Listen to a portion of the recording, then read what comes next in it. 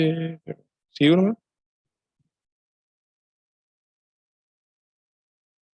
pero acá no me sale nada.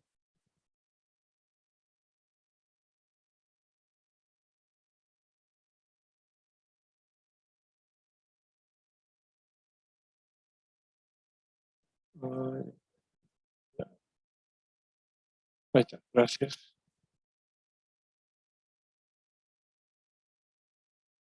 En caso de las fracturas de cabeza femoral, es importante tener en cuenta diferentes aspectos, ¿verdad? Como la demora para el tratamiento, el abordaje y el implante al momento de resolver este tipo de fracturas. Voy a hablar un poquitito de la clasificación de Pitkin, que se clasifica en cuatro tipos, ¿verdad? Que son de acuerdo a las asociaciones de la fractura de la cabeza asociadas a fracturas del acetábulo, digamos.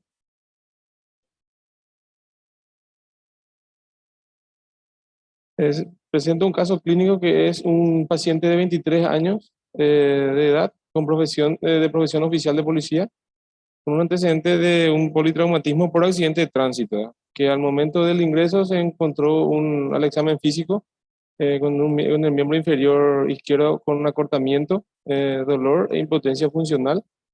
No se encontró alteraciones neurológicas ni vasculares ni otros daños asociados. El resto de la exploración no presentó alteración.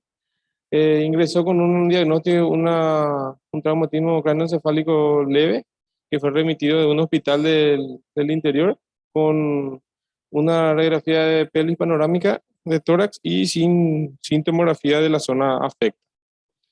Al ingreso se solicitó una radiografía de pelvis panorámica, la tomografía de la pelvis y se constató una fractura de la cabeza femoral del lado izquierdo que fue estadificada como una Pitkin 2. Este sería la radiografía en la cual no se visualiza muy bien la fractura solo en esta parte, que es debido a que no se le realizó la radiografía alar y obturatriz, que es para poder visualizar mejor la cadera.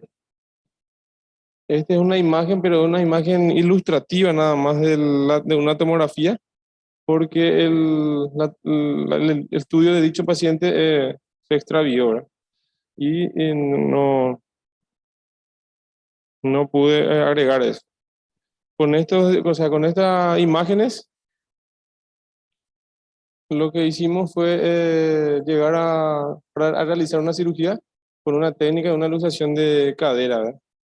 Que es por una técnica de Gans, y se realizó una fijación de la cabeza femoral con tres tornillos de tipo Herbert y tornillos canulados de sistema 3.5 para fijar la osteotomía del trocánter mayor.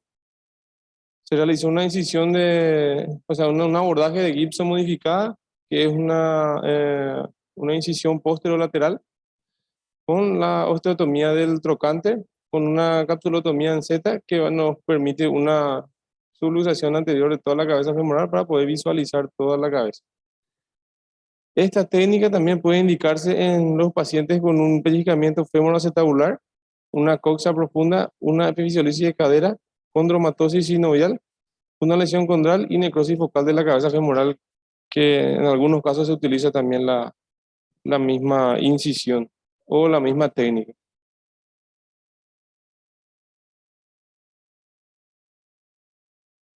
Este abordaje ya nos permite una excelente visualización de la cabeza y cuello femoral, del labrum y también del cartílago intraarticular. La necrosis vascular es una de las complicaciones más frecuentes, y también podemos tener unas complicaciones como una pseudoartrosis del trocánter, fracturas del cuello, lesiones vasculares o nerviosas, una osificación heterotópica o una subluxación recurrente de la cadera, que también ha sido descrita según algunos estudios. Y aquí unas imágenes de la fractura de la cabeza. Eso ya es ya cuando estábamos colocando los tornillos tipo Herbert, y es la radiografía de la parte final de la cirugía.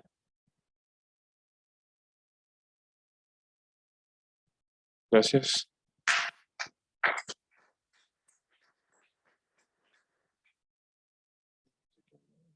¿Alguna pregunta, jefe, o así? Vale, muchas gracias. Bienvenido. Gracias.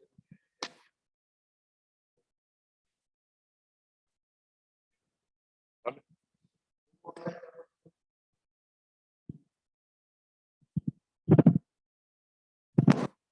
Doctor Lugo, ahora le compartimos su presentación para que pueda hacer su charla.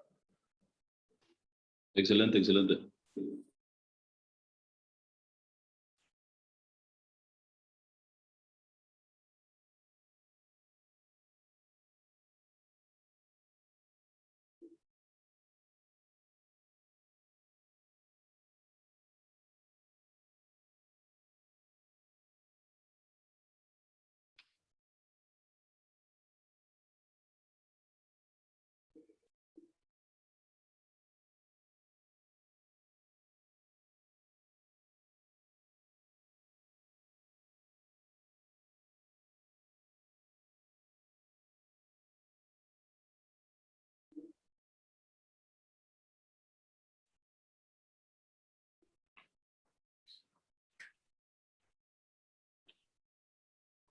El play nomás, arriba. Ahí está viendo, doctor Lugo. Sí, sí, perfecto. Adelante. Adelante. El anterior. Este. Bueno, un trabajo hecho en el Servicio de Ortopedia y Reumatología del Hospital Central del IPS en un periodo de tiempo de enero del 2012 a junio del 2014. Frecuencia de fracturas expuestas en pacientes que acudieron al Servicio de Ortopedia y Reumatología en ese periodo de tiempo. Siguiente. Como introducción tenemos el concepto de fractura expuesta, que es una discontinuidad en la piel y las partes blandas subyacentes que se dirige directamente hacia o comunica con el foco de fractura y su hematoma. Es considerada como una urgencia traumatológica por el alto riesgo de presentar complicaciones, siendo la infección la principal. Como todos sabemos, la clasificación que más usamos es la de Gustilo, que clasifica en 1, 2 y 3, y la 3 se divide en ABC, dependiendo de la energía del traumatismo y de la cobertura ósea y de la lesión neurovascular que requiera o no reparación. Siguiente. El tratamiento, como todos sabemos, una urgencia traumatológica lo antes posible. Cuando se le recibe en nuestra sala de urgencia, ya se le indica su antibiótico, un lavado profuso, se estabiliza y se prepara para entrar lo antes posible en quirófano. Ya el cierre o no ya de la herida podemos diferir dependiendo del grado de lesión de las partes blandas. Siguiente. Los objetivos de este estudio, como objetivos generales, tenemos que determinar la frecuencia de las fracturas expuestas en pacientes que acudieron al servicio de ortopedia y traumatología del Hospital Central de IPS en un periodo de tiempo de enero del 2012 a junio del 2014. Los objetivos específicos, describir las características clínicas más frecuentes encontradas, identificar los tipos de fracturas expuestas, caracterizar demográficamente a la población en estudio, describir el tipo de manejo inicial, tanto clínico como quirúrgico, en los pacientes con fracturas expuestas y determinar el número de complicaciones encontradas en el tratamiento de estos pacientes. Siguiente. Material y método, un estudio observacional retrospectivo descriptivo de corte transversal. La población en estudio, pacientes de ambos sexos con diagnóstico de fractura expuesta. La población accesible, pacientes con fracturas expuestas que acudieron al servicio de ortopedia y traumatología en nuestro hospital central de IPS. Siguiente. Tuvimos criterios de inclusión y exclusión. Nuestro criterio de inclusión fueron aquellos pacientes cuyos expedientes contaban con una historia clínica, técnica, quirúrgica y seguimientos completos. Y lo de exclusión ya pacientes con diagnóstico de otras patologías, pacientes sin registro radiográfico que avalen los diagnósticos de fractura expuesta y aquellos que no quisieron participar en el estudio. Siguiente. Se llevó a cabo en el servicio de ortopedia y traumatología de nuestro Hospital Central de ITS. Se solicitó autorización al jefe de servicio. Se cotejó los datos de los expedientes electrónicos de los pacientes atendidos en ese periodo de tiempo. Siguiente. Acá están las variables que tuvimos en cuenta. De forma general, la edad, el sexo, el tipo de fractura, la causa de la fractura, tipo de tratamiento y tipo de complicaciones. Siguiente. Ya, los resultados. Se realizó un análisis de 515 pacientes, de un total de 9.344 pacientes, dando una frecuencia de fractura expuesta del 5,5%. En cuanto a la edad de los pacientes con fractura expuesta, se puede constatar que la edad media fue de 32 años, siendo la mínima de 3 años y la máxima de 94 años. El total de pacientes fueron tratados con toiletes quirúrgicos antes de las 6 horas.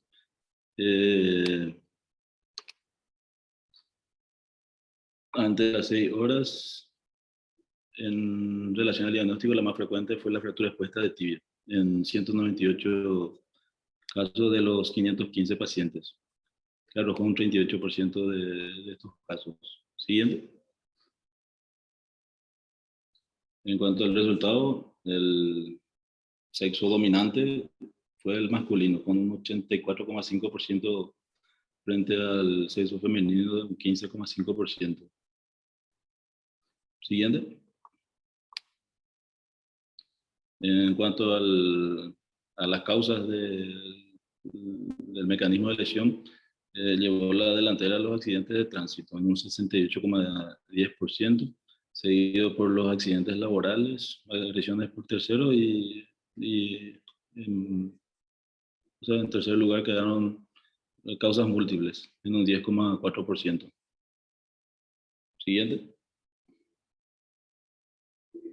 La procedencia en su mayoría del departamento central, con 302 casos, totalizando así el 58,6%, pero distribuido de todo el país.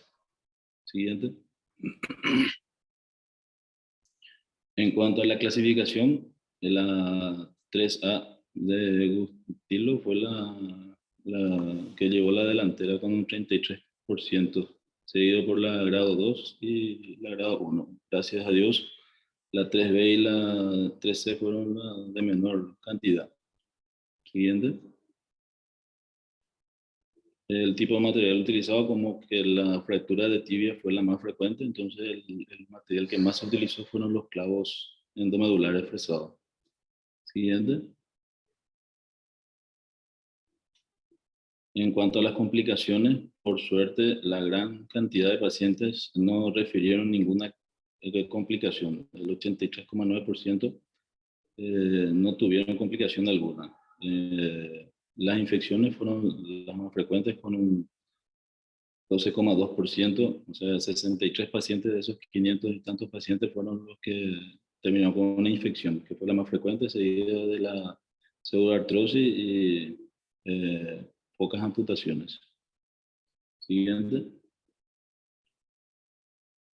Y bueno, esas son nuestras conclusiones, comparando con otros estudios, como esta investigación realizada por Salcedo Dueñas.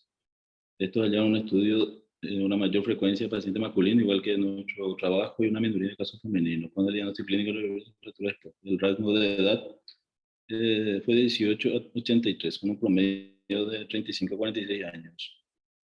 Ellos encontraron que las caídas de diferentes alturas, los arrollamientos, son las causas más destacadas. Otro estudio en el Hospital Clínico Quirúrgico Docente Celia Sánchez, también con resultados parecidos a nuestro estudio. Siguiente.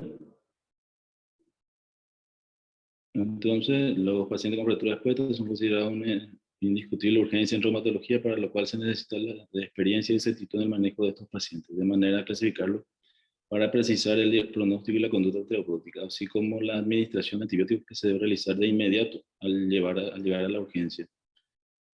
Entre las características clínicas, como toda fractura, las principales características son la deformidad, la impotencia funcional.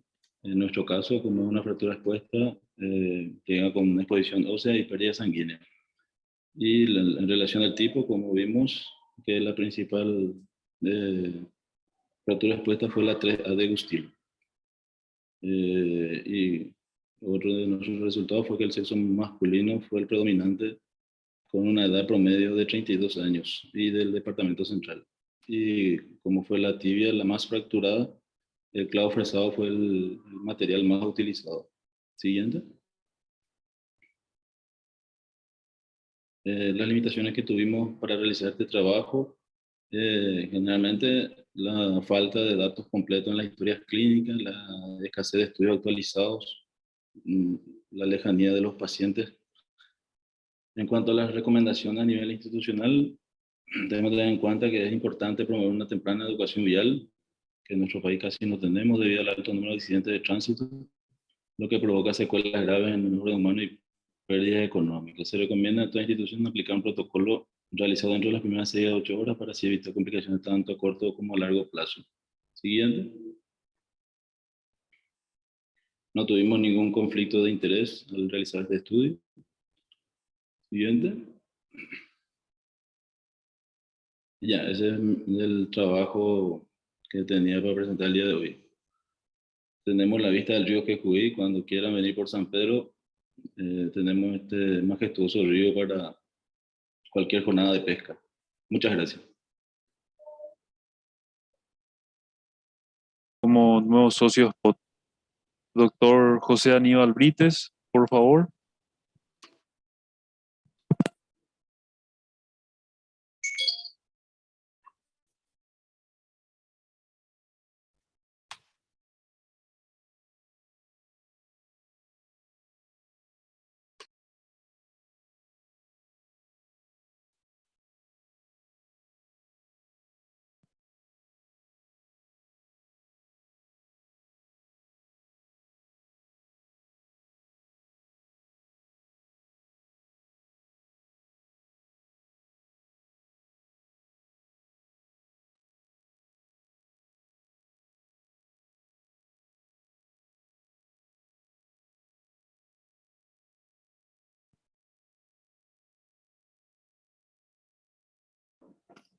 Excelente. Bueno, yo voy a presentar los resultados del tratamiento de fracturas divisorias de húmeros con placa y tornillos por técnica mínimamente invasiva en el Servicio de Ortopedia y Traumatología del Hospital de Clínicas, en un periodo comprendido entre enero del 2015 a diciembre del 2019.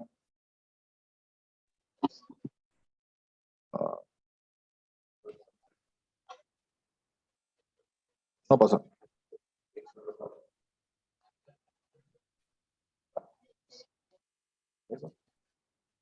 Ahí, ok. Las fracturas de diálisis humeral constituyen aproximadamente el 3% de todas las fracturas. La mayor parte de ellas se pueden tratar de forma conservadora, considerándose un alto porcentaje de consolidación, 96% de todos los casos. Las indicaciones de tratamiento quirúrgico han sido clasificadas en dos grandes grupos, las absolutas y las relativas. Indicaciones relativas al tratamiento quirúrgico. Absolutas son las fracturas expuestas, el codo u hombro flotante, la lesión muscular, la fractura de húmero bilateral y las lesiones secundarias del nervio radial. Las indicaciones del tratamiento quirúrgico, las relativas, son fracturas segmentarias, imposibilidad de reducción con técnicas no quirúrgicas, fracturas transversas, obesidad, que a veces impide la utilización del brace, fracturas patológicas, déficit neurológico, enfermedad de Parkinson, lesión del plexo braquial, lesión primaria del nervio radial. La técnica de elección para dar estabilidad relativa a las fracturas divisorias en general y la de húmero en particular son los clavos endomedulares. Pero por el costo del mismo, del material de osteosíntesis, es una barrera que imposibilita a muchos de nuestros pacientes en el servicio. Se encontró que la técnica MIPO con placa y tornillos es una solución al problema del costo del material de osteosíntesis, además de conseguir buenos resultados y bajo porcentaje de complicaciones.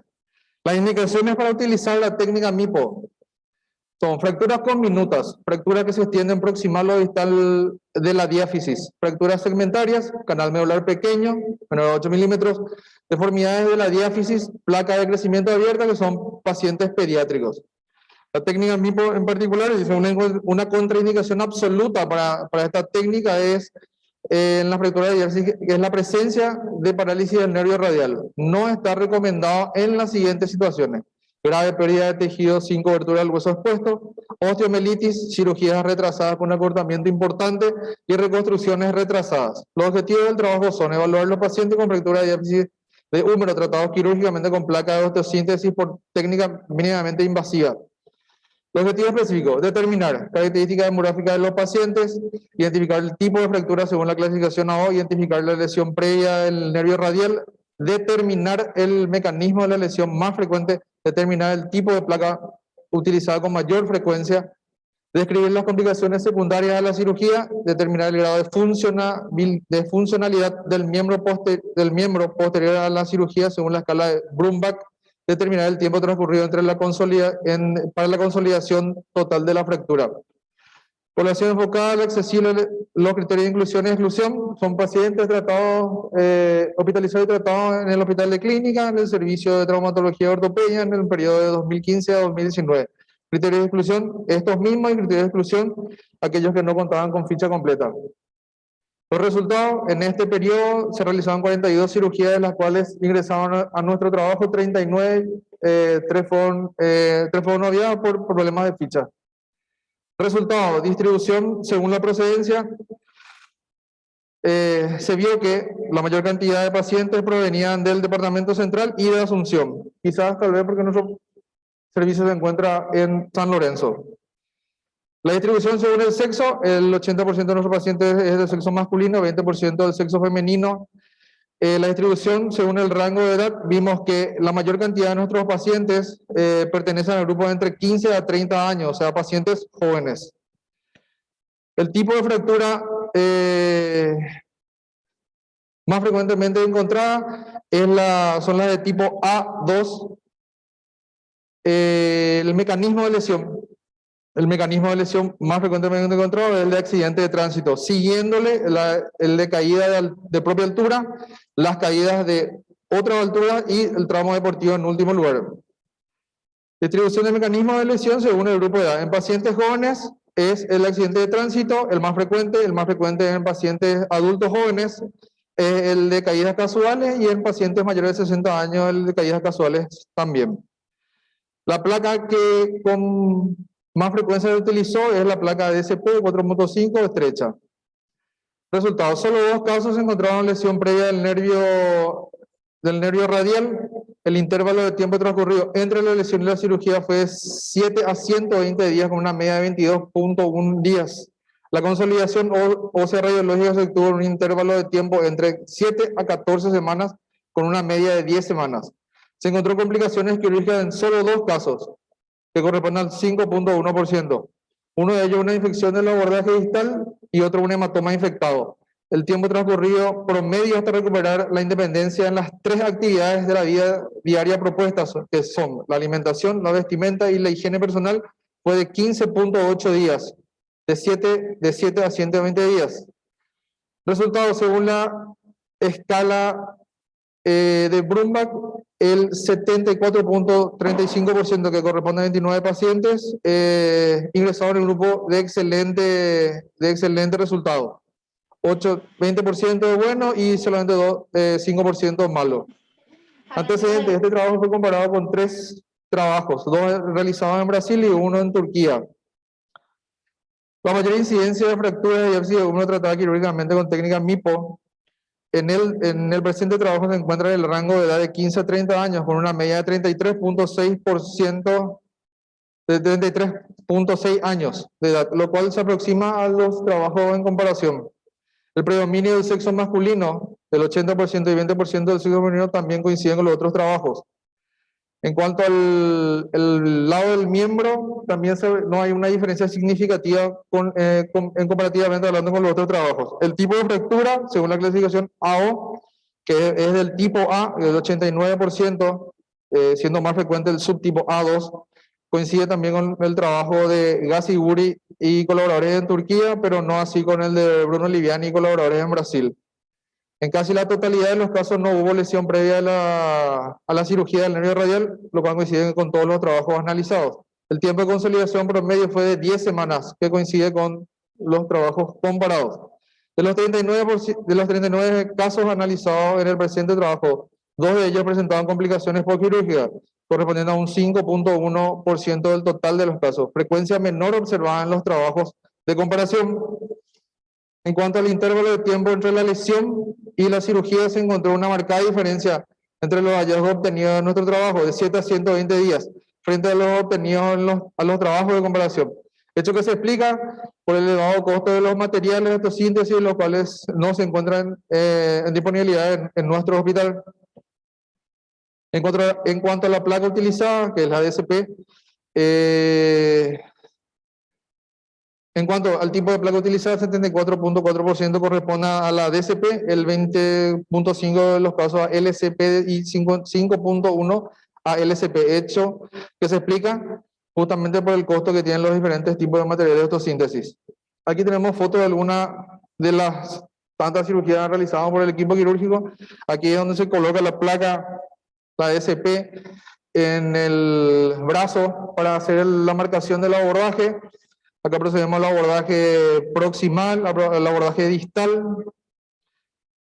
Aquí está, tenemos una imagen del abordaje proximal que tiene aproximadamente 3 centímetros de longitud. Ahí vemos la vena cefálica. El abordaje distal ya ahí con la placa de 3 centímetros. Siempre 2 minutos. acompañado. 2 minutos. Siempre acompañado de las imágenes del arco en C. Perforación, medición y colocación de tornillos proximales, misma actividad para los tornillos distales. El resultado en las imágenes del arco en C, en las imágenes anteriores, en la AP y en la lateral. Este es un caso masculino, 59 años de edad, 15 días de evolución, caída de propia altura, una fractura del tercio medio de la diáfisis del húmero, la resolución quirúrgica, técnica MIPO. Otro caso, un paciente más joven, masculino, 18 años de edad, 7 días de evolución, accidente de tránsito, accidente en moto. Ahí tenemos solamente una radiografía prequirúrgica, el resultado quirúrgico, una placa DCP por técnica MIPO. Muchas gracias.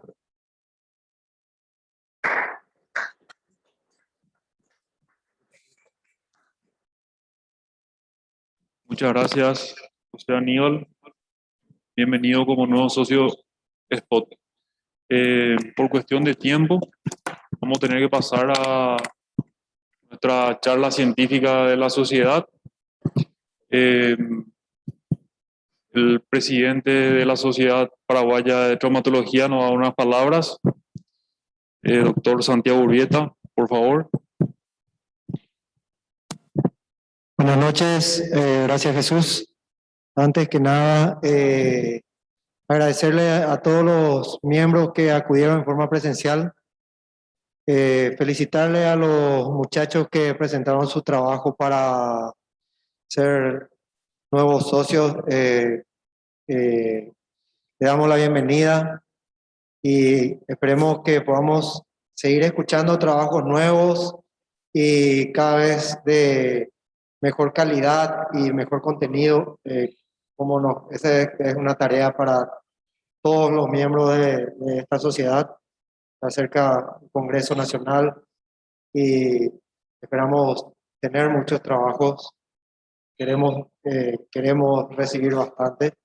Bueno, y empezar con este compromiso de las charlas presenciales, invitarle a todos a que acudan a las charlas, inscríbanse, a los socios, pónganse al día, porque las actividades de la Spot van a tener prioridad siempre, los socios al día.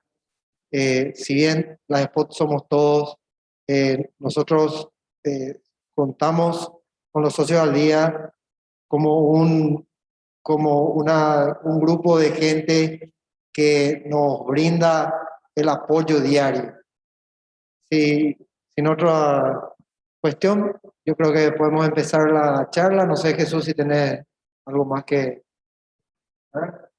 Nuestra presidenta del próximo Congreso Nacional, cuarto Congreso, va a realizarse el 11 y 12 de noviembre. Nos va a dar unas palabras. Doctora Flavia Montanía. Buenas noches a todos, gracias por el espacio. Es solo recordar que entre el 11 y 12 de noviembre vamos a llevar adelante el cuarto Congreso Nacional de ortopedia y traumatología. Será en las instalaciones del Yacht y Golf Club Paraguayo, en el Gran Salón, que es el salón que está por detrás de las canchas de tenis. Será modalidad virtual, presencial, híbrida, como conocemos actualmente, y por agendamiento a las personas que van a asistir presencial. Recordar también que este día, viernes 8 de octubre, es la fecha límite para presentación de los trabajos. Hay un link especial que ya está por las redes sociales distribuidos, ¿verdad? En el cual deben subir sus trabajos. Los costos son accesibles y bueno, esperamos contar con todos esos días. Gracias, Jesús. Gracias, Santi. Muchas gracias a vos, doctora Montanía. La gente de SIDUS que nos apoya constantemente tiene un espacio para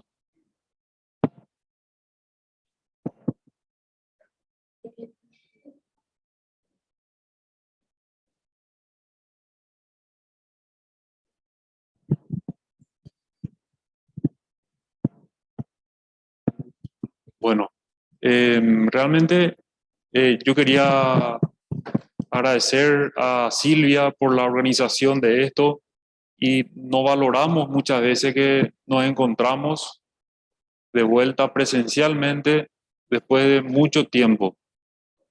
Es increíble, son prácticamente 2 años estar acá de vuelta. Realmente es gratificante. Por favor, adelante. Hola, buenas tardes. ¿Todo bien? Bueno, buenas tardes, buenas noches a todos. ¿Dónde? Simplemente saludarlos, comunicarles que estamos muy contentos que vuelvan, comentarles que estamos muy contentos que vuelvan a su casa, a nuestra casa. Compartimos que felizmente podemos después de tanto tiempo estar juntos, empezar a poquito a estar juntos y tenerlos acá para compartir. Solo un minuto de eso para darles la bienvenida y volverles a decir que esta es su casa y espero que nos podamos volver a encontrar acá más asiduamente para compartir asados, reuniones, capacitaciones, todo lo que necesite la sociedad, estamos a disposición. De paso, bueno, mi nombre es Máximo, yo soy gerente general ahora de Corporación Siegfried, ex SIDUS, que ahora se transformó en Línea Besser. Bueno, les quería dar la bienvenida a este nuevo reencuentro. De paso a nuestro jefe de producto Antonio Calviño. Buenas tardes, ¿qué tal? Mi nombre es Antonio Calviño, jefe de la línea Besser Pharma. Le damos la bienvenida, como dijo Máximo. La verdad que es un placer tenerlos acá de vuelta y sobre todo compartir como en las viejas épocas. Es un orgullo poder ofrecerles nuestro lugar para que tengan sus capacitaciones, me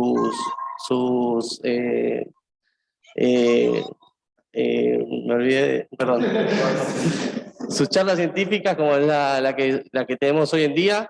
Y aprovecho este momento para presentarles un lanzamiento que tenemos hoy en día, nuestra clínica pregabalina 75, 150 miligramos por 30 cápsulas. Un producto importado de alta calidad, con un excelente perfil de seguridad y es un producto que estamos ofreciéndoselos hoy en día.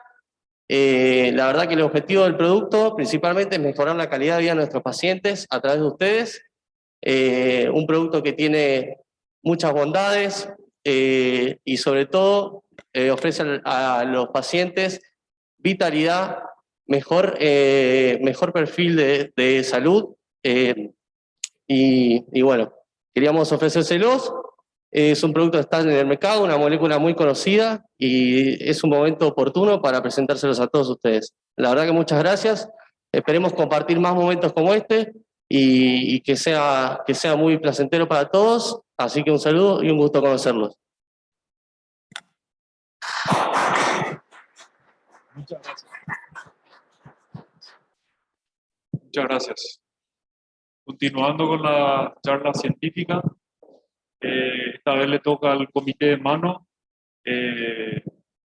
Nuestro disertante va a ser Rodrigo Romberg.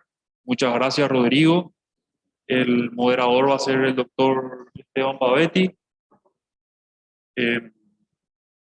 Próximamente nos estaremos encontrando, si Dios quiere, el 22 de octubre en Coronel Oviedo y luego en Encarnación, y así cerramos el ciclo de todos los comités y filiales.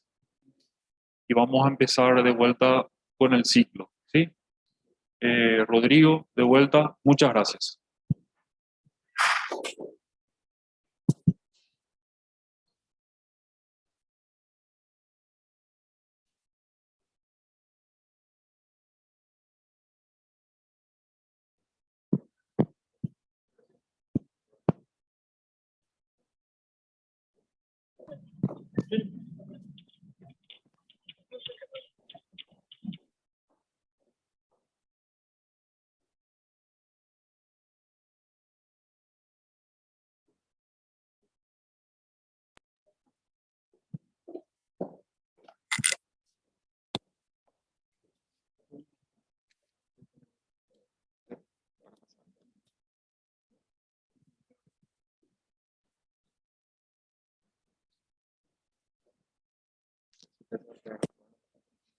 Sí, bueno. Bueno, muy buenas noches para todos. Voy a hablarle un poquito de lo que son las fracturas de radio distal. La idea de la charla es enfocarnos un poquito en lo que es el manejo actual. Vamos a hablar un poquito primero de lo que es la fisiología anatómica del radio distal, hablar un poquito de lo que es la anatomía y microestructura y la propiocepción y control neuromuscular. Hablando un poquito de lo que es la zona subcondral distal del radio distal, podemos ver que se presenta o dispone en una forma perpendicular, formando unas trabeculaciones que son las que les confieren la propiedad de transmisión de fuerza, y esto en su conjunto adopta una conformación en sándwich de panal de abejas.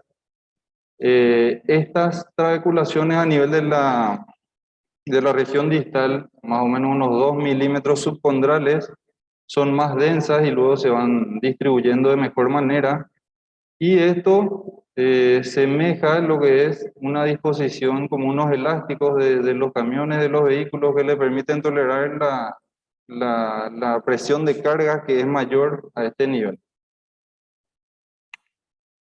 Aquí también podemos ver cómo se disponen las trabeculaciones, y a nivel distal se disponen de manera esférica para poder tolerar mejor la tolerancia a las cargas, y estas esferas luego a nivel de la metáfisis y diáfisis se van volviendo un poco ovoideas para la transmisión de las cargas. La metáfisis, cuando hablamos de la metáfisis, es un sistema complejo estructural para la distribución de las cargas.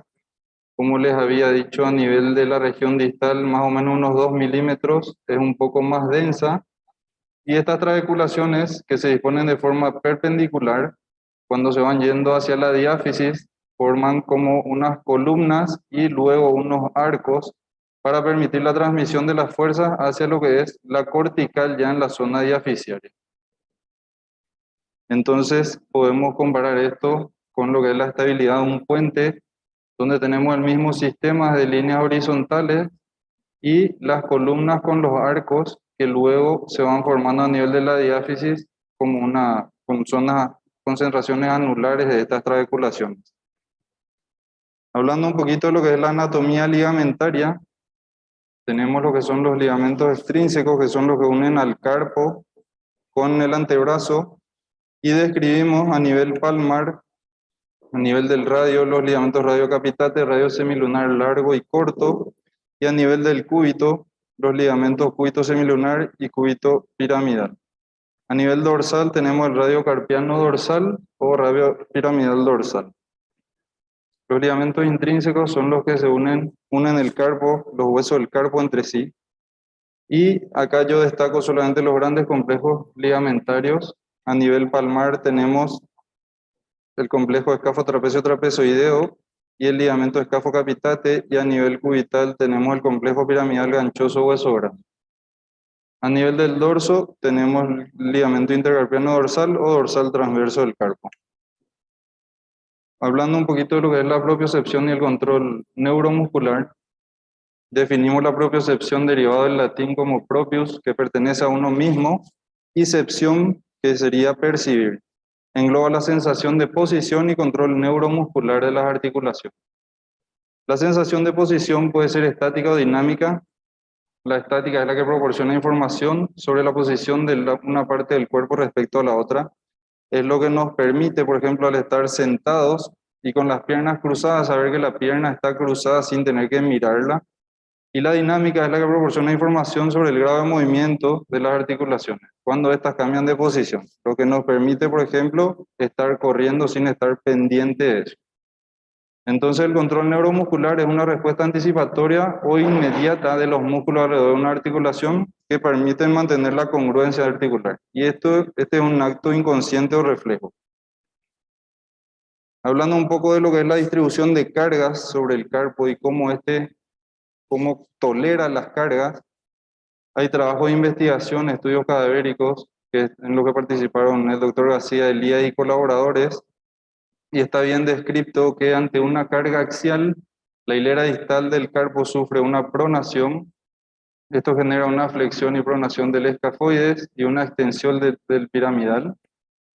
Esto en su conjunto genera una traslación del carpo acubital y abolar mediante un isodinamismo ligamentario. Y esto activa un complejo ligamentario antipronación o CLAP. Gracias a estos ligamentos radiosemilunar largo, el luno piramidal palmar y dorsal, el ligamento escafolunar dorsal, el intercarpiano dorsal y el escafo capitate. Entonces, podríamos definir este acto como un eje helicoidal que abraza el carpo para darle mayor congruencia y estabilidad. Esto permite la activación de unos mecanorreceptores que tenemos a nivel de los ligamentos del carpo, que por vía aferente de la médula espinal van al cerebro, y esto genera la activación de unos complejos que inducen una supinación de la hilera distal, gracias a la activación de grupos musculares como el abductor pollicis longus, extensor carpi radialis longus y brevis, y el flexor carpi ulnaris. Hablando un poquito de lo que son los mecanorreceptores, aquí a la derecha podemos ver los corpúsculos de Ruffini, que son los principales mecanorreceptores involucrados. Y la idea de los dibujos de la izquierda es demostrar la mayor o menor cantidad de los mecanorreceptores distribuidos a nivel de la muñeca. Tenemos mayor cantidad de mecanorreceptores a nivel del ligamento radiocarpiano dorsal, intercarpiano dorsal y escafo lunar. En la zona amarilla tenemos los que son de distribución intermedia, y en la zona verde los que tienen menor cantidad de inervación. Bueno, las fracturas radiodistal son las más frecuentes de la extremidad superior, y en jóvenes estas están asociadas a un mecanismo de alta energía, y por lo tanto podemos ver muchas veces más lesiones asociadas. Y en los ancianos estos están asociados a traumas de baja energía, más frecuentes en mujeres entre la sexta y séptima década de la vida, y esto vemos que es por una cuestión hormonal donde afecta los grados de pérdida de masa y fuerza muscular. Siempre tenemos las excepciones, y bueno, nos falta un que otro abuelito rebelde por ahí.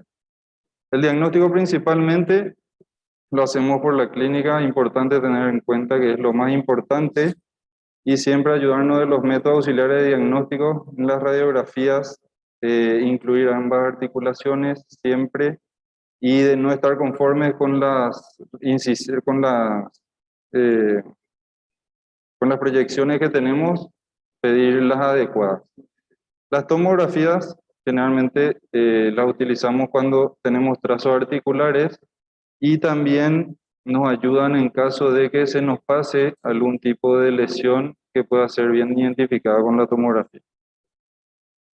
Hablando un poquito ya de lo que es el tratamiento de las fracturas, no dejar de lado lo que es el tratamiento conservador, y para esto están un poquito para ayudarnos los criterios de Lafontaine, que hablan en cuanto a los factores de inestabilidad.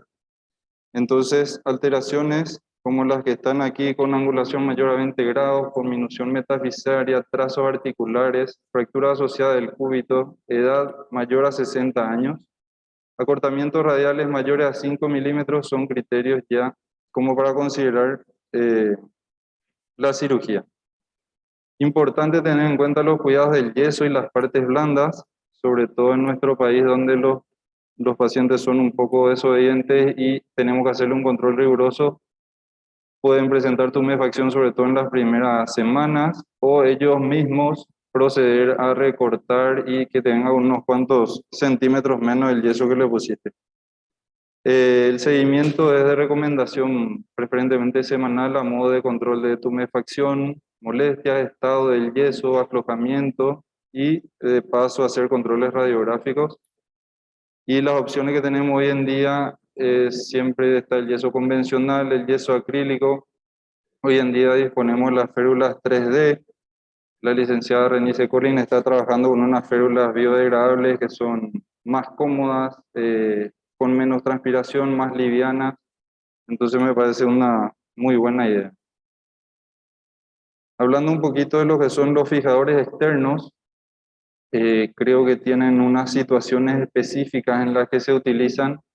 Generalmente cuando hablamos de conminución articular o metafisiaria, en situaciones de lesiones graves de partes blandas, o en pacientes politraumatizados que tienen prioridad a otros tratamientos antes que la fijación de la fractura. Otro concepto importante es la línea divisoria de las aguas, o el watershed line se llama. Es una línea que está distal a la inserción del pronador cuadrado. Es una línea osteofibrosa, que sería la que está aquí, y tenemos en cuenta para el posicionamiento correcto de la placa, se recomienda no pasar esta línea a modo de evitar lo que son lesiones de partes blandas, sobre todo lesiones de los flexores y en particular del flexor policislón. Atrás de esto surgió lo que es la clasificación de Zoom, que divide los posicionamientos de la placa en 3 grados, 0, 1 y 2, donde se trazan dos líneas paralelas, una a nivel de la cortical volar y la otra a nivel de la gota de lágrima del radio, y dependiendo de en qué posición esté la placa, en el grado 0 está detrás de la segunda línea, a nivel de la segunda línea está la del grado 1 y la del grado 2 es la que sobrepasa. Este es un artículo que muestra la relación que hay entre los grados y clasificación de Zoom con respecto al posicionamiento de la placa, y se vio que en pacientes con clasificación Zoom 2 la necesidad de retiro de placa es 6 veces mayor a los clasificados como Zoom 0. Algunas complicaciones descritas y que son un poco frecuentes en el postoperatorio de las fracturas radiodistal: el síndrome de dolor regional complejo asociado a alto nivel de trauma, el sexo femenino, edad adulta, fracturas conminutas y dolor postoperatorio severo. Importante tener en cuenta el dolor postoperatorio, ya que hoy en día disponemos de bloqueos regionales que nos ayudan a tolerar esto, y también de bomba elastomérica que hoy en día disponemos hasta 3 días postoperatorio, podemos dejarle a los pacientes. Síndrome del túnel carpiano, que generalmente está asociado más al trauma y a la energía del trauma que a la posición de la placa. Y la irritación tendinosa o ruptura, que a nivel de flexores va muy relacionada con lo que hablamos recién de la clasificación de Zoom. Y con respecto a los extensores, hay estudios que demuestran que involucrar el 75% del grosor del radio actúa con el mismo trabajo que pasar bicorticalmente los tornillos, incluso en huesos poróticos. La osteosíntesis con las placas usamos generalmente para fracturas inestables, pacientes de alta demanda, fracturas intraarticulares, fracturas con lesiones asociadas. Estas son un poco de las placas que tenemos hoy en día en el mercado, donde cada una tiene una ventaja sobre la otra. Las placas convencionales 3.5 creo que se pueden seguir utilizando en pacientes jóvenes con buena calidad ósea, fracturas extraarticulares, cumplen bien la función. Tenemos las placas bloqueadas, que son sistema 2.4, nos permiten mayor cantidad de tornillos distales, y esta otra vez pierde ventaja contra las DBR en que no podemos darle la angulación que queremos a los tornillos como para dirigir a ciertos fragmentos específicos, o si de repente lo hacemos es a expensas de que quede un poco protruido el tornillo en la zona distal, y eso finalmente puede llegar a causar nuevamente la irritación de los flexores. Bueno, este es un caso de una paciente de sexo femenino de 33 años de edad que sufre caída de la barra de CrossFit, más o menos unos 2 metros de altura. Acude con impotencia funcional, mucho dolor, deformidad local, no tenía déficit sensitivo ni vascular. Y por lo que hablamos recién de la alta demanda del paciente, optamos por la cirugía y la fijación con placas DBR. La paciente al mes estaba casi con rango articular completo, que finalmente es lo que buscábamos. Mostrando un poquito otro tipo de fracturas, fracturas con conmoción distal, varios fragmentos distales. Es cuestión de evaluar bien preoperatoriamente las fracturas y saber en qué estado estamos atendiendo estas fracturas. No es lo mismo hacer esta fractura como lo hicimos en 24 a 48 horas postoperatorio, donde podemos conseguir un buen resultado, que entrar a este tipo de fracturas como tuvimos que entrar cerca ya de los 41 días, donde se hace mucho más difícil manipular los fragmentos. Tuvimos muchos inconvenientes aquí para recuperar lo que es la altura radial. Tuvimos que recurrir a una osteotomía de cúbito a modo de acortamiento y cerrar este trazo articular con un tornillo de Herbert para dejar lo mejor posible lo que es la alineación y la congruencia articular. Bueno, otro sistema del que disponemos hoy en día, el de fragmentos específicos, que surgió en base al concepto de las 3 columnas, de la columna radial, intermedia y cubital, donde siempre predomina la prioridad por la columna intermedia, que es la que generalmente transmite mayor cantidad de carga. Son placas que nos permiten acceder a ciertos tipos de fragmentos muy distales o fragmentos específicos que tenemos que fijar, y por lo tanto nos dan la ayuda, se hacen por abordaje dorsal, y a diferencia de la fractura como la que vimos anteriormente, estos permiten atravesar los tornillos perpendiculares al trazo, dando una mejor estabilidad. Son placas de generalmente muy bajo perfil, entonces eso limita mucho lo que es la irritación tendinosa de los extensores. Mencionar también la asistencia artroscópica en la fractura de radio distal, que nos permiten valorar lo que es la superficie articular y detectar así escalones, hundimientos, fragmentos inestables, cuerpos libres, tornillos protruidos, lesiones condrales y lesiones asociadas a nivel del ligamento o del complejo fibrocartílago triangular. Un poquito de lo que se está viendo hoy en día en cuanto a los avances tecnológicos. Este es un trabajo presentado en Suecia, que habla de la asistencia computarizada en modelos 3D basado en tomografía, donde se trabaja sobre unos moldes que son impresos, y esto permiten meter ya los canales para las mechas o los Kirchner para posicionamiento, o en caso de consolidaciones viciosas tanto extra como intraarticulares, tiene una guía para la osteotomía de sierra.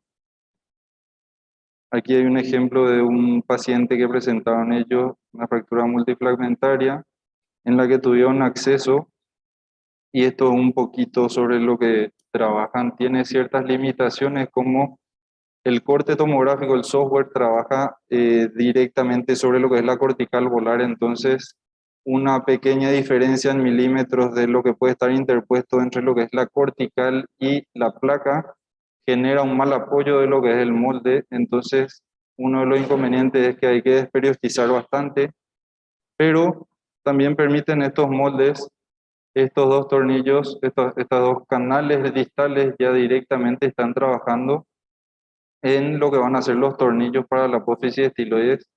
Entonces permite trabajar mucho más cómodo y es cuestión de buscar dónde colocar mejor el molde y muy pocas chances de fallar. Describían ellos sobre 98 pacientes, 4 casos de complicaciones que fueron en su mayoría aflojamiento del material o que se dobló la placa. Bueno, y otro concepto importante en cuanto a reparación o no del pronador cuadrado, una vez que tratamos este tipo de fracturas, encontré trabajos que hablan de que en su mayoría no es necesaria la reparación y que sí demuestran que el dolor es significativamente menor, por lo menos en los 3 meses postoperatorio. Y este trabajo también habla un poco con respecto a la clasificación SUM 0, que de repente no es muy necesaria la reparación. Este es otro trabajo que habla de que no hay un cambio funcional o clínico en la reparación del pronador cuadrado. Sin embargo, este es un trabajo que sí ya asocia lo que es la fractura radiodistal a una de estiloides cubital y sí informan de una pérdida significativa decreciente de lo que es la rotación del antebrazo. Muchas gracias.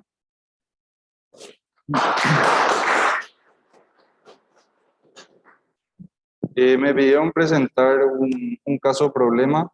No sé si presentamos, jefe, ya o... Muy buenas noches. Agradecer al doctor Romber.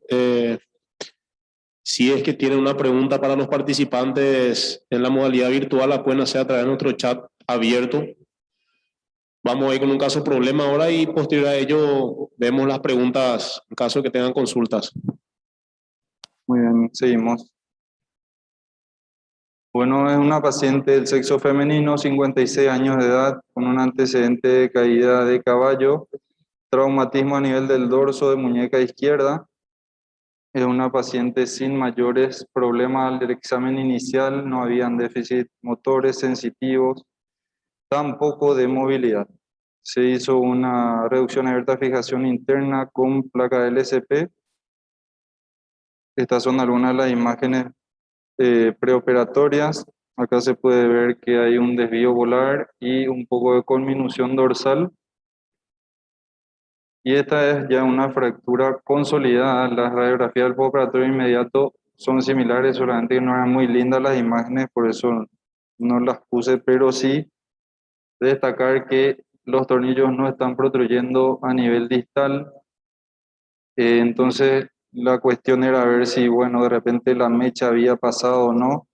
La paciente en postoperatorio inmediato, apenas pasa el efecto del bloqueo regional, siente un chasquido y una pérdida de extensión de la falange distal del pulgar. Volvimos a intervenirla quirúrgicamente aproximadamente una semana después. Este es el aspecto en el que se presentaba el pulgar con un déficit de extensión y lo que encontramos en el intraoperatorio, un deshilachamiento del cabo distal del extensor largo del pulgar y se palpaban un poco de trazos de remanentes de virutas óseas a nivel del cabo distal y el cabo proximal no fue identificado probablemente ya por la retracción. Acá la idea es mostrar un poco lo que es el conducto osteofibroso ya de lo que es el tercer compartimento extensor, que es el extensor largo del pulgar, y ver que no hay lesiones por la mecha, por la broca. Entonces asociamos que esto directamente fue a la zona del traumatismo y que la misma fractura hizo una lesión parcial del extensor policislongo, por eso no había síntomas previos y apenas empezó a mover la paciente tuvimos esa desgracia. Lo que se le hizo a la paciente fue una transferencia tendinosa al extensor propio del índice con sutura de tipo pulvertas distal y proximal. Y bueno, ahora está sin problemas la paciente con buena movilidad y sin molestias.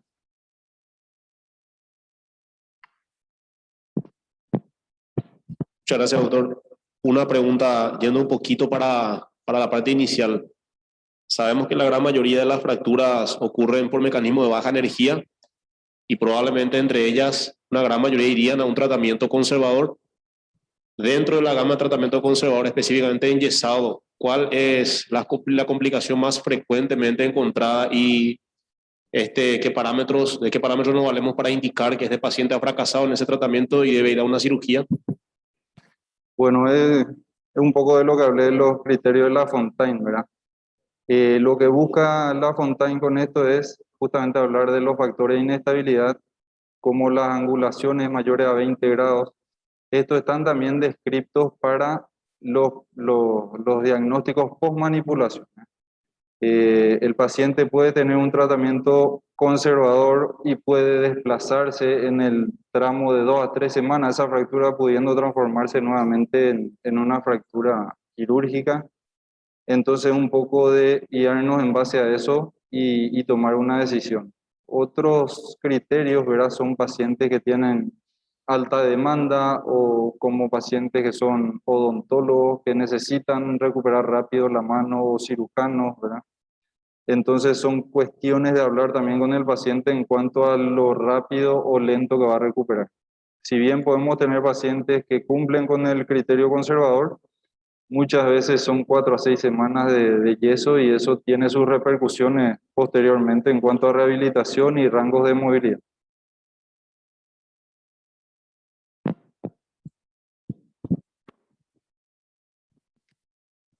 Rodrigo, Sí. muchas veces tenemos fracturas conminutas, metafisarias o epifisarias articulares.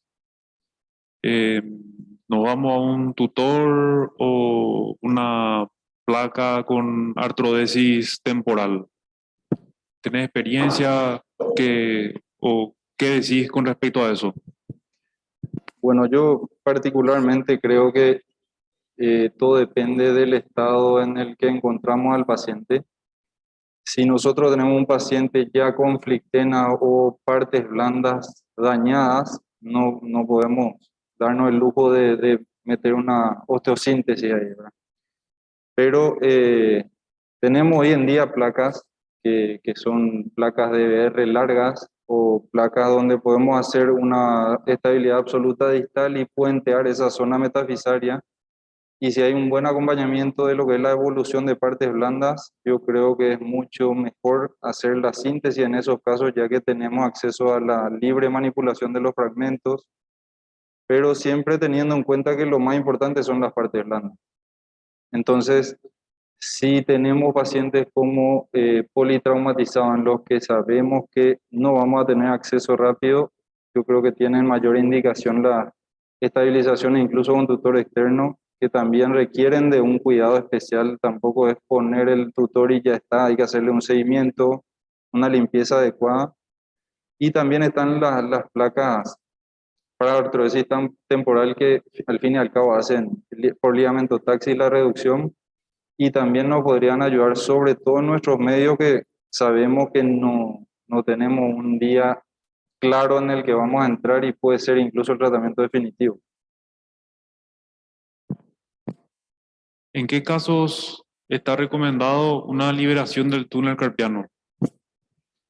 Bueno, hay factores que incluso hay literaturas que dicen que de entrada se podría hacer una liberación para evitar problemas posteriores, pero yo creo que eso, por lo menos en mi experiencia, muy pocos casos evolucionaron con el desarrollo de un túnel carpiano postoperatorio.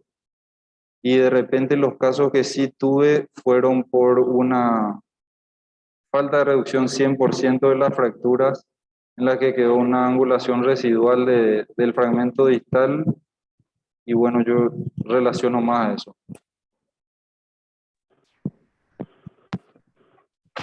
Buenas Sí, ok. Es interesante la clasificación de 3 columnas. De 3 columnas que hablaste, ¿verdad? Pero en la actualidad también hablan, ¿verdad?, de que como hay compromiso articular, es fundamental la tomografía. Y desde el punto de vista tomográfico, ¿verdad? Lo que escuché, por eso recurro a tu experiencia, hablan de una clasificación de un segmento anterior, un segmento posterior y un lateral. Y indican, ¿verdad?, que cuando tenés un segmento posterior, la necesidad de fijar, porque muchas veces, ¿verdad?, cuando haces por volar por anterior, no lográs fijar el segmento anterior, en este caso dorsal, ¿verdad?, posterior o dorsal. ¿Qué podés contarnos al respecto? ¿Cuál es tu experiencia? Porque yo lo escuché, ¿verdad? Y he visto muchas veces también, personalmente, a veces algún fracaso, ¿verdad? En el que no tenemos en cuenta ese detalle. Y la incidencia actual es abrir por dorsal, ¿verdad? O fijar con un tornillo o una placa, ¿verdad? Como hoy en día ya tienen la placa de fragmento, como estaban diciendo, específico, ¿verdad? No sé cuál es la experiencia tuya, ¿qué puedes decirnos al respecto sobre eso, doctor?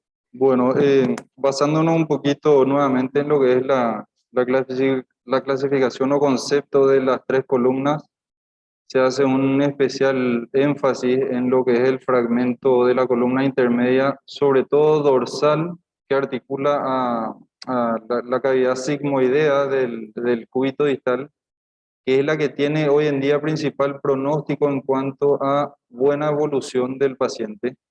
Entonces, una de las clasificaciones que generalmente que es bastante antigua se usó es la de Melón, se llama, que divide en 4 grandes fragmentos, y siempre se hace énfasis en esa clasificación los fragmentos 3 y 4, que son los de la columna intermedia y que tienen que tener por lo menos esos una estabilidad lo más cercana al 100% o 100%, porque al fin y al cabo es la que va a determinar la buena evolución. Ahora, el tema de la posibilidad de reducción de los fragmentos, yo creo que hay fracturas que necesariamente te piden un abordaje dorsal, ¿verdad? No hay que tampoco dudar en caso de tener que hacer un doble abordaje para conseguir esto, pero sí en fracturas agudas, de repente con una placa de BR y con manipulación o haciendo de joystick por dorsal, de repente se puede conseguir un poquito de mejor reducción o incluso colocar la placa así, pero lo que yo digo siempre es que en caso de no conseguir o no estar satisfechos, hacer un abordaje dorsal, incluso aunque no tengamos placas dorsales que nos van a permitir manipular lo que son los fragmentos dorsales y poder estabilizar a través de la placa DBR de ángulo variable, dirigir los tornillos hacia los fragmentos que queremos justamente estabilizar.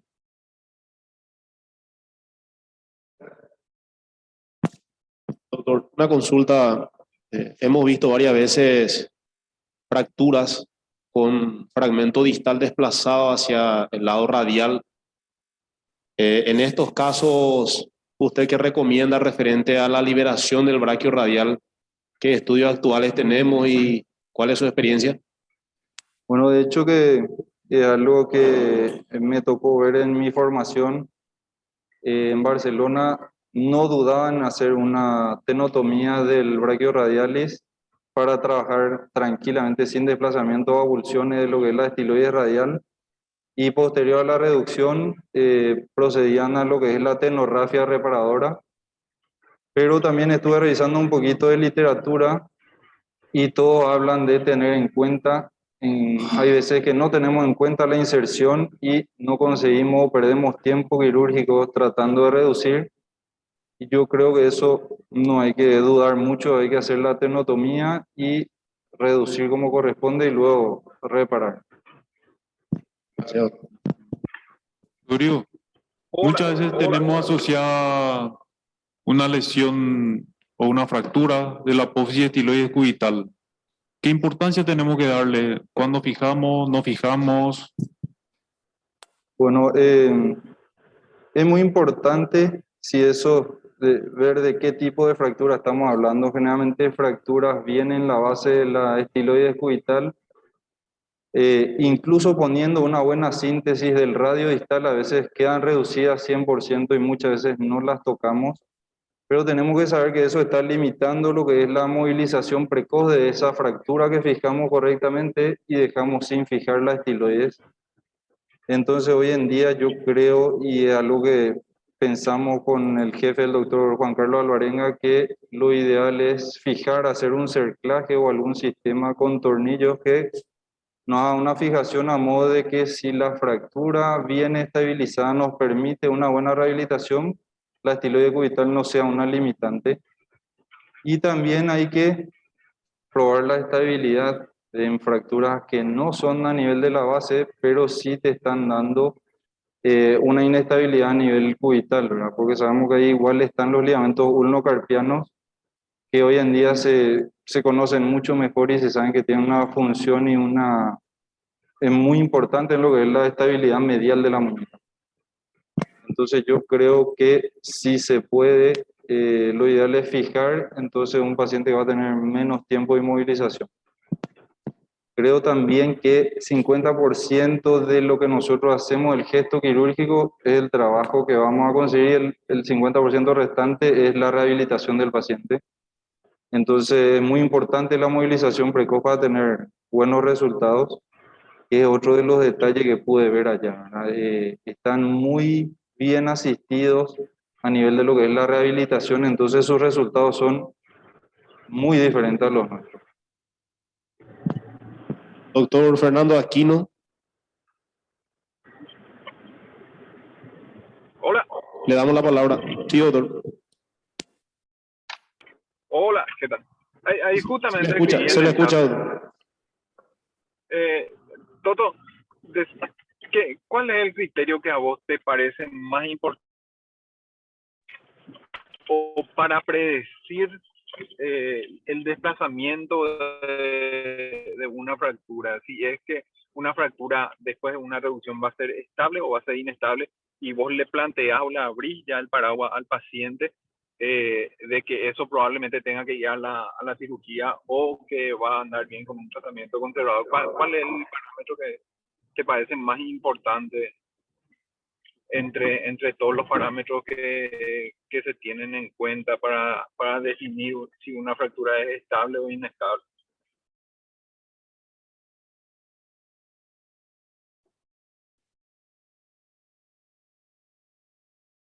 Bueno, yo creo que, no sé si tu pregunta, jefe, va dirigida a lo que es una zona anatómica afectada o la rehabilitación del paciente, ¿verdad? Porque de repente tenemos pacientes que sabemos que van a funcionar muy bien con un tratamiento conservador, pero por cuestiones especiales le indicamos lo que son las cirugías, ¿verdad? Para una rehabilitación precoz. Ya, a lo que me refiero es concretamente a qué es lo que vos ves o qué tenés en cuenta para decirle a este paciente que viene con una fractura de radio distal desplazada, vos le haces una reducción de RAL, le colocas una cayola y ves en la radiografía o le preguntás o ves en el paciente, ¿qué tenés en cuenta? ¿Tenés en cuenta la cominución dorsal? ¿Tenés en cuenta la edad? ¿O tenés en cuenta digamos, la varianza cubital? Te doy esos tres parámetros por decirte.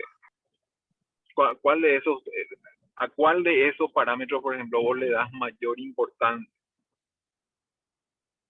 Bueno, yo creo que lo primero que nos solemos fijar en cuanto a indicar absolutamente un tratamiento conservador es si hay o no una presencia de trazo articular, porque de repente y sobre todo si es multifragmentaria, porque es difícil manipular de forma cerrada.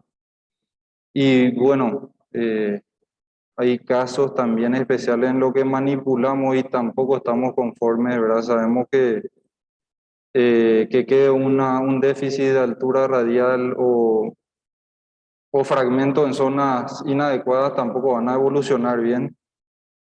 Yo particularmente, una de las cosas que más me guían orientan hacia el tratamiento quirúrgico es el desplazamiento de los fragmentos o la conminución que tenemos a nivel de la fractura.